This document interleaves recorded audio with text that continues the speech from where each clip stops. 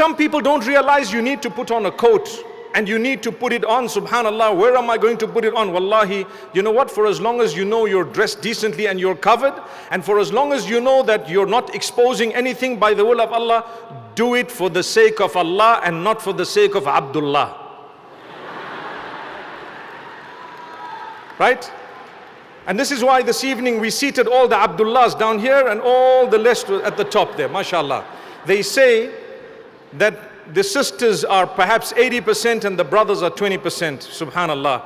And those 20 dictate the pace. No, that's not going to happen. It's Allah who dictates the pace by the will of Allah. Do you know when you turn to Islam, when you become practicing, or when you've just said your shahada, you will face many challenges.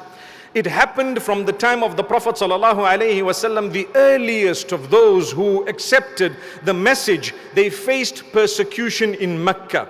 So much in terms of persecution that they were shaken and they called out to Allah. They were chosen by Allah to be the first of the people to accept Islam, yet they struggled more than anyone else.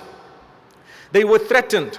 Many of them were beaten. Look at Bilal ibn Rabah radiyallahu anhu. What an example. Look at the family of Yasir, known as Al Yasir. How much did they suffer? They were murdered, some of them. May Allah Almighty grant them the highest ranks of Jannah. وَالسَّابِقُونَ السَّابِقُونَ أُولَئِكَ الْمُقَرَّبُونَ فِي جَنَّاتِ النَّعِيمِ.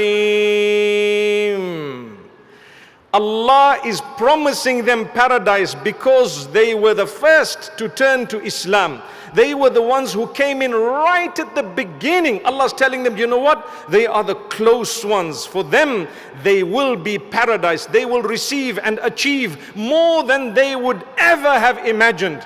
May Allah Almighty make us steadfast. So if Abu Bakr, Umar, Uthman, Ali, radiyallahu anhum jami'an, may Allah be pleased with all of them, and the others went through so much in terms of hardship and difficulty, do you think we're not going to go through hardship and difficulty?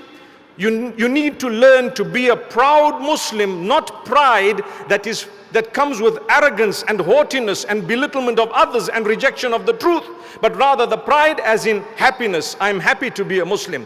I'm a happy Muslim and I'm proud of my identity. Here is my beard, here is my cloak. And that's why I started the way I did, because while arguing about what should go before the other, you might just lose the entire sister. She'll say, you know what? Bugger this whole argument. Neither an abaya nor a cloak, nor a coat. It's out. It can happen. Agreed? People put so much of pressure on others that they get so fed up, they say, I made a mistake. However, look at Allah telling us, you will face challenge. You have to face challenge. Don't give up your identity because a few people might have spat in your direction, a few people might have said a few hurtful words, a few people might have hurt you in one way or another. You can deal with that. You can deal with that. You must deal with that in an appropriate way, but it should not deter you regarding your faith. If anything, it must make you stronger. If anything, it must make you stronger in your faith. If you decide to practice and your own family members are against you, it should make you stronger, because there were those chosen by Allah who went through that as well.